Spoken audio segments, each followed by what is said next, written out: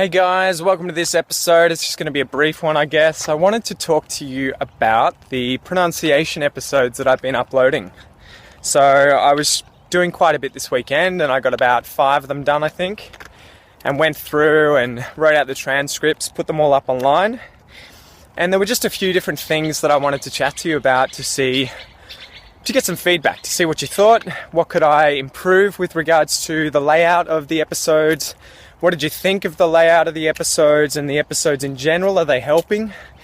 Are you getting the idea? Am I explaining well enough the basic principles, I guess, of how to make these contractions and how to think of them? Because ultimately the most important thing for me in making these pronunciation episodes is to produce something for you guys that is useful, that you can use to improve your English, your Australian English, whatever you want. These rules transcend Australian English and they are used by English speakers from everywhere in the world, these contraction rules and these pronunciation tips. So definitely don't be worried that this is the way we speak only in Australia. It's used everywhere. So yeah, at the moment I guess the basic idea is I start out by introducing the thing I'm going to be talking about in this episode, in that episode, the one that I make for a given pronunciation theme. And then I try and do that listen and repeat exercise where I just get you to solely focus on your pronunciation of the specific contracted form of the 2 words or 3 words, depending on the contraction or the several words that are getting contracted. And then after that, at the moment at least, I'm trying to always incorporate some other aspect of English, whether it's a grammatical rule. For example, in the most recent episodes with contracting has and have onto different words, including, the pronouns, the demonstrative pronouns, the indefinite pronouns and nouns, I've been trying to teach you how to use has got, have got, as well as obviously has and have with the past participle. So talking about stuff that's happened in the past. And there's an example. That's happened. And so I'm trying to be as productive as possible and tie everything in together where you can be practicing multiple things at the same time.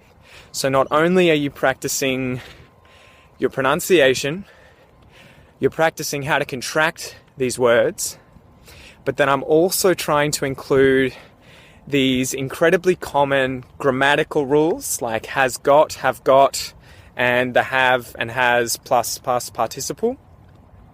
And also in the coming episodes with, I think the next set of episodes that I've got planned for you guys is including the word would and contracting that, so the conditional onto all those sorts of words. I have other kinds of small phrases and commonly used expressions that have would in them potentially. So I'm wanting to also include those and just always give you as many different things to kind of focus on and help you improve your English, as opposed to just give you random example sentences where the only thing we're working on is the pronunciation of the contraction. So definitely let me know what you think of that. Is it helping? Are you getting the idea? If you have any suggestions or any ideas for how I could improve these episodes, then please tell me, because first and foremost, I am here to serve you guys. I'm here to help you guys improve your English as best I can. So obviously, if you've got a better suggestion for how I can do that, hit me up. Let me know what it is, and I will implement that as soon as I can. Aside from that, I guess a question that I've been thinking about with these episodes is the spacing between the examples when I get you to do the exercises. Other silence gaps between where I get you to repeat things, whether it's the listen and repeat exercise or the substitution exercises. Is that space of time long enough? Because I'm always trying to work out how much time do you need to think about these things. So I have a feeling it might be a bit short at the moment, but let me know if you think otherwise or if you agree, because that's something that I can fix really easily, obviously. So that was one more thing that I wanted to let you know and to ask you about. And I guess aside from that, we can probably just chat about plans for Aussie English in the future. So I made that announcement episode recently that was a Walking with Pete episode about my plans to try and monetize, to try and get some kind of income, some kind of revenue from Aussie English. So obviously to try and produce something for you guys worth paying for that will allow you to improve your English at an affordable rate, you know, even if it's just a small amount of money per month that you could potentially pay. I'm trying to get a nice shot of the city here in the background for you. You can probably see over my head, there's Melbourne. So yeah, I'm trying to come up with ideas for that, and the most recent idea that I had was to sort of again follow along the lines of what Français Authentique has done. And Johan from Français Authentique has what he calls, I think it's l'Académie Français Authentique, so the Authentic French Academy, where he has monthly plans, lesson plans that come out that help you guys work on your French if you're listening to that podcast and practicing or learning French. And I guess I wanted to do kind of the same thing, but maybe expand on it a little bit, where the basic idea would be to have a certain theme every month and probably a relatively long episode on that theme, whether it's about characters in Australian history, whether it's about historical events, whether it's about Australian sports like AFL or cricket, anything Australian, you know. I would come up with a theme and I would write a lesson plan around that theme that would be maybe 15, 20, maybe even 30 minutes long. You'd get a transcript where you guys can do that. So it would kind of be like an extended podcast lesson, except I would also try and video it and give you subtitles down the bottom so that you can also watch me when I speak, my mannerisms, my expressions as I talk. And then on top of that, so that's the basic idea. Number one, have the basic lesson plan, the basic theme for each month. And then I was thinking that I would break down certain expressions and certain like a native collocations or things that I say in these episodes that I think you guys will profit from, that you'll benefit from, that you could use. So again, this would be like making my standard expression or like a native episodes. And again, I would probably do that in video form, MP3 form, like a podcast, but only for you guys, not released on the podcast. And a manuscript as well, or a transcript so that you can read. I'd probably give you exercises to do, so like written exercises with answers. And then I was also thinking about doing a set of interviews every month. So, for example, every time I make an episode about an expression that was in the basic theme, plan, transcript, whatever you want to call it for the month, I interview people on how they would use that expression, what that expression means to them, and if they can give me examples. So like those Aussie chin wag lessons, if you guys have been watching those on YouTube, where I've been interviewing my family quite a bit about small expressions and like a native collocations and expressions, phrases that I've done episodes on. I'm trying to tie everything in together. So that's the basic idea. I want to be able to teach you about Australia and give you that basic plan, number one.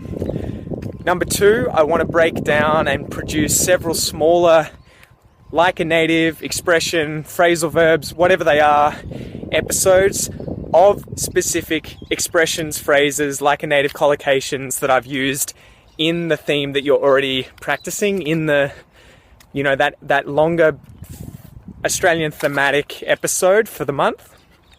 And then on top of that, I want to go over those things again, but in interviews with other native speakers of Australian English. So that's the basic idea. I would produce that kind of thing on a monthly basis and release it at the start of each month, and you would pay a small fee to subscribe to that service. So every month you would get a pack of videos, a pack of MP3s, and the transcripts that go with every single one of those episodes that would be exclusively yours as someone who's paying for that service from Aussie English. Obviously, just swallowed a fly. Excuse me, guys. Obviously, I would keep the podcast going, and I still want to be giving you all this stuff for free. I still want to keep helping you guys, but I also want to be able to do Aussie English ultimately full-time. I would absolutely adore being able to do this full-time, being able to generate an income from this and focus on helping you guys as my full-time job. That is my ultimate goal, to be honest. I'm doing my PhD, I'm going to finish my PhD, but once that's done, I wholeheartedly want to continue doing Aussie English and find a way to support myself by doing this, and monetization seems like obviously the only way to do it. So that is the basic idea at the moment. I would definitely really love for you guys to give me some feedback, to let me know what you think of those ideas. And again, as always, if you have a better idea or some other suggestions, sorry, I gotta check this path, for how I could better help you guys learn English, for how I could improve these products that I plan on producing and then selling, because that's ultimately the goal, is to create the best content possible for you guys, then please let me know. Please let me know in a comment, give me some feedback. Send me a private message if you don't want to talk about it openly on Facebook. But again, it's all about producing the best thing that I can for you guys. So I really have no problem at all from you giving me some feedback. Even if you completely disagree with me, guys, just let me know what you think.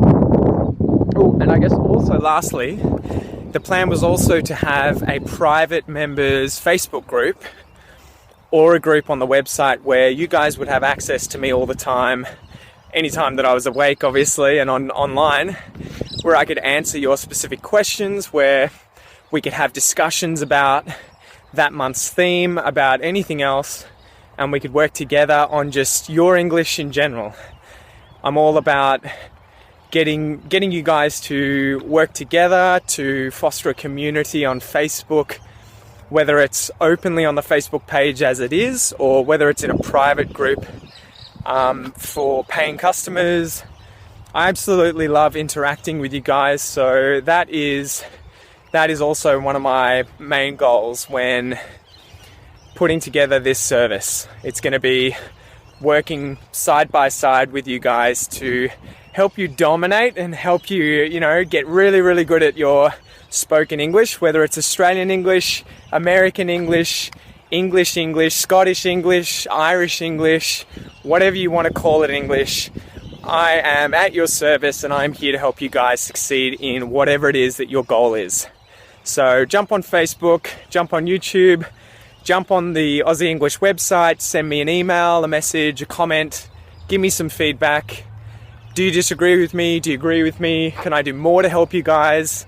Let's just start chatting about this stuff, because I really, really want to give this a go and start making an income from it and be there all the time to keep producing awesome Aussie English products and podcast episodes and videos for you guys.